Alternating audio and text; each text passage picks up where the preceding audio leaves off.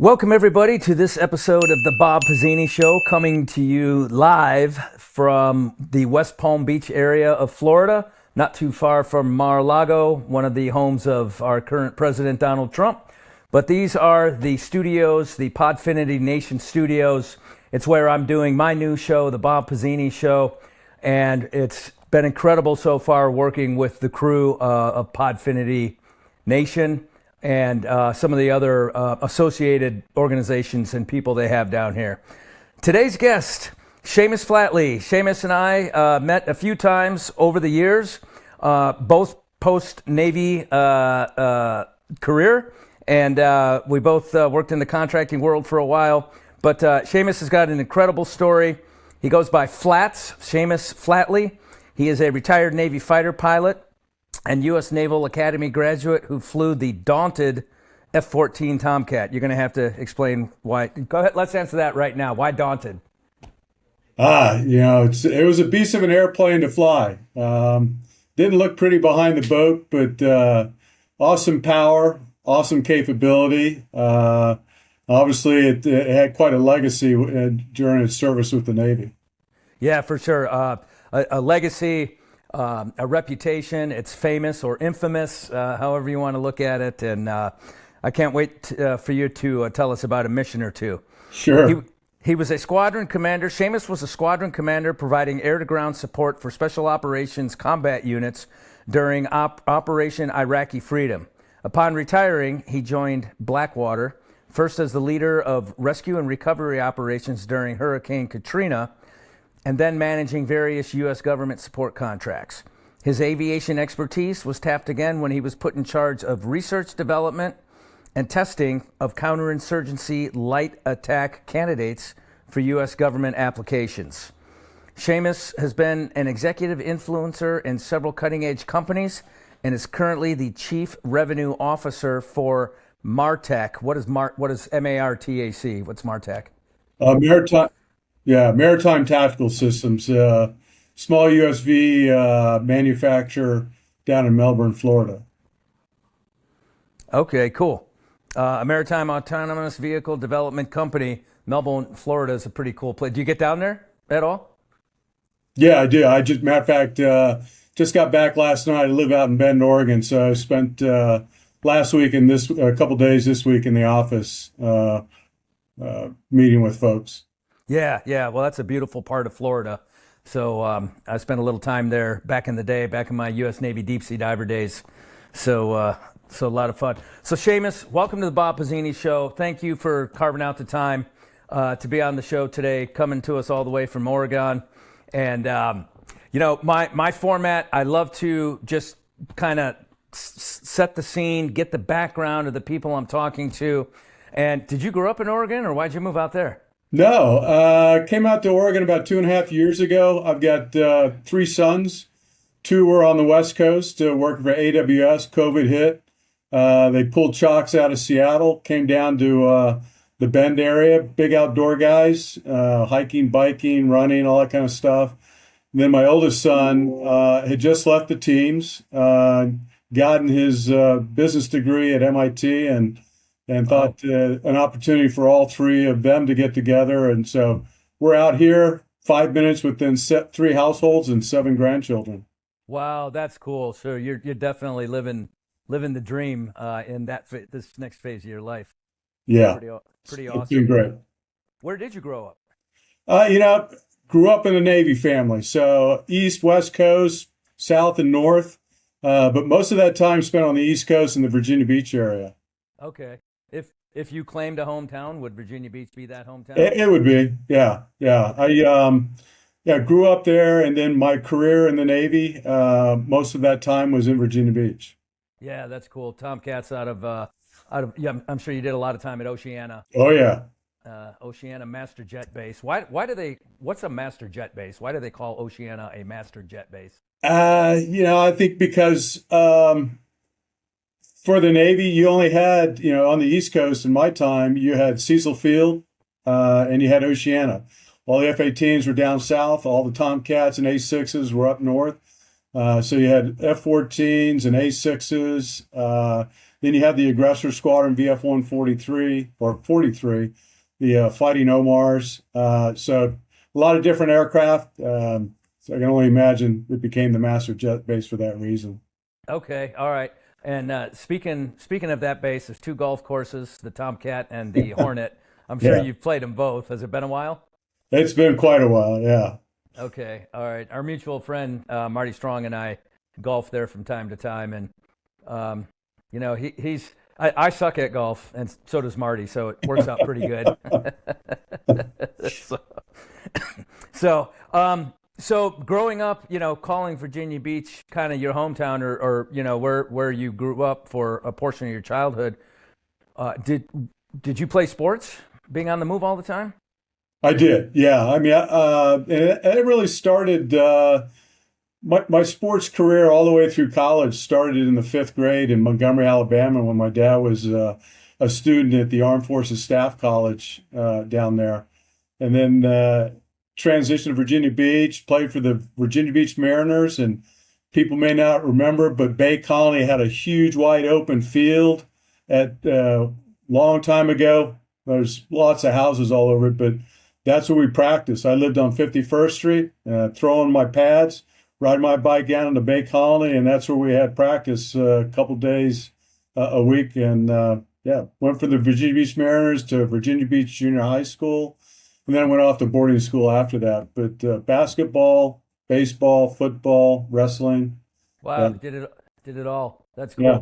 cool. Do you think that helped kind of shape you and prepare you for the Naval Academy? Oh, it did. Yeah. Being, always wanting to win, being part of a team, uh, figuring out how to work together to be successful. It helped form some of my ideas about, competition, teamwork, and that carried right through the Naval Academy. Yeah, for sure. That's a common theme. I'm a retired EOD guy, as you know, and our friend Marty, we talk about this all the time. There's most guys in special operations, and I would include aviators, especially fighter pilots. We grow up. A lot of us grow up with team sports. We grow up with adversity. We grow up with things that really prepare us for that military career, and it's not deliberate. It's just the way we were brought up. Yeah. So that works out pretty cool. Any jobs in high school? Yeah, I used to work for Checkered Flag. No kidding. I grew up with the owner's son, Steve Snyder. So my summers were spent back in the wash bay cleaning cars for the showroom and for customers who just purchased something. Yeah, Yeah, that's cool, man. It's high schoolers. It's always good to have a little change in your pocket. So it was. Yeah. what led to the Naval Academy? I mean, you grew up in a military family. Yeah. Easy question to answer. I am the third generation Academy graduate on both sides of my family. So I had two grandfathers, class of 29, class of 33. My father was 56, had uncles in 64 and 65. I ran it out the third generation in 83, sister in 90, two brother-in-laws out of 91, and nieces and nephews out of 18, 20, and 22. Holy cow, that's incredible. Have you been back there in a while? Was back there for my 40th reunion a couple years ago. Yeah, Yeah, that's pretty it's cool. changed a lot. For sure, for sure. Yeah, I hang out with a group of special operators, and we had the honor and privilege of going up there and speaking to all the EOD and SEAL candidates that have been selected in their senior year. So just a little mentorship, let them know what it's like and how to prepare. And so anyway, just really, so I was just up there, I think 3 weeks ago doing that, and just really an honor to be able to do stuff like that. So did you know aviation was your primary selection while at the academy? Oh yeah, I think having grown up in Virginia Beach, particularly during my junior high school and high school years, living right under the flight path, knowing just the jets in the overhead, the noise, my dad involving me in certain aspects of his journey through naval aviation. And then I was reading about my grandfather, and he was a very famous World War II fighter ace. who went on to help naval aviation transition from the prop age into the jet age. So yeah, it was in my DNA from the very early years. It's all I ever wanted to do. I was very singularly purposed in my, what I wanted to do with my life as I was, going to high school and then to college. Wow, that's pretty cool. What a rich history. A rich history and a legacy that continues. You mentioned your son was a SEAL, and has he since retired? He did. He didn't retire. He did about 8-10 years in the teams. Finished up with the guys there at the north end of Damac with SEAL Team 6. Okay. 4 troop commander in gold. Okay. All right. So the legacy continues, which is really, really impressive. After you were selected as naval aviator, obviously you went to training. That was Pensacola back then as well, I would imagine? Yeah. Yep. Okay. And what was just, as a kid who's now realizing his dream, what was the Pensacola experience like? Yeah. You certainly wanted to. In my mind, I had big shoes to fill. Grandfather, father, a name that was well known throughout naval aviation, particularly fighter aviation. My grandfather was a fighter pilot. My father was a fighter pilot. Commanded, VF-31 out there at NAS Oceana back in the early 70s. And so now I've gotten past the Naval Academy by the skin of my teeth. I'm now getting into what I really thought my purpose in life was, and that was to fly. And now I got to make sure that I get to where I need to be by being the best so that I can get F-14 Tomcats. So it was really, it's almost like I didn't apply myself at the Naval Academy, but I certainly did in flight training because that's where I thought, I wanted to be, and I wanted to be the best. So it was a grind for the year and a half I was in flight training.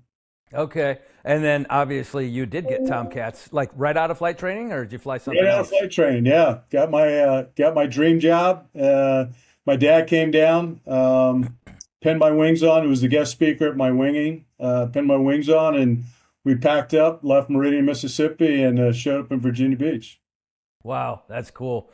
So how many carrier deployments have you done? Uh, About 7 or 8. Okay. All right. Standard ones here on the East Coast, which were always about 6-7 months long. Couple on Saratoga, two on George Washington, one on Saratoga, two on George Washington, and then with being the XO/CO VF-154 out in Japan, did multiple iterations, but at shorter periods of time on USS Kitty Hawk. Yeah. Yeah. Okay. So I was stationed in Guam for 5 years, and so my AOD team cruised on the Kitty Hawk, and so got I was the chief back then, and my whole team, we got our air warfare, and it was pretty cool. The last conventional aircraft carrier in the U.S. fleet. It was, yeah. It was, yeah. Part of the legacy there is when my dad deployed to Vietnam with VF-213 back in the late 60s, it was on board the USS Kitty Hawk. So he went into combat aboard Kitty Hawk when he was a department head in VF-213 Black Lions. And then so you fast forward to 2003, combat deployment aboard USS Kitty Hawk for my stint on it. Yeah. Wow. Yeah. All right. That's my time frame too. I cruised on the Kitty Hawk. It would have been 2000. But what was cool about that deployment as well is, EOD teams out of a 4 or 5 month kind of South China Sea, Western Pacific cruise, my team spent most of our time off the ship. We would fly ahead to different ports and you're just using the ship to get from place to place. Basically it. Yeah. It's really it was an awesome cruise. It was, you're not ship's company, and and we're basically doing the Asia tour. So great deployment overall. Did you ever make it to Guam? Yeah, I did a couple of times. Both when the ship pulled in, and then for Christmas we took the family back to Guam, hung out there. for Christmas vacation when I had the family in Japan is at NAF at Sugi. So it was a Okay. yeah, Yeah, that's cool. great little So, island. oh yeah, yeah. They just got blasted by a typhoon too. So, like within the last couple days. Yeah. So we lived through two typhoons when I was out there. That was a pretty interesting experience. So, uh, do you have a Top Gun moment? Do you have a particular story that resonates that you share with your kids and your grandkids, or? I think probably my most prolific story in naval aviation in my career was over Iraq during the war back in 2003. Record-setting combat sortie, 11 and a half hours in the cockpit. Probably hit the tanker about 6 times that night. Had to do with a SEAL team on the ground near Haditha Dam. They probably one of the first casualties from an IED. They had a KIA, so we came in, established Overwatch while they did the Kazovac event, and then the team started moving through the desert at sunset. And it was not a planned mission. We just showed up. We weren't tied to the ship. We were working out an IED as part of a JSOC element, Del Daly Special Air Force. So we were wrapped up with, obviously the special aviation units that were supporting ST-6 at the time.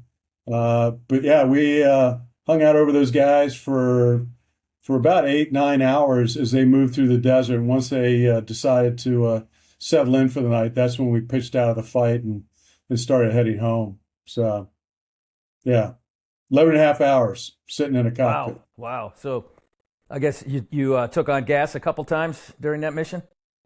Quite a bit, yeah. Again, being part of that JSOC element, you just called the guys up and tell them that you needed more gas, and they just kept throwing tankers at us all night long. While we just hovered over these guys with Overwatch.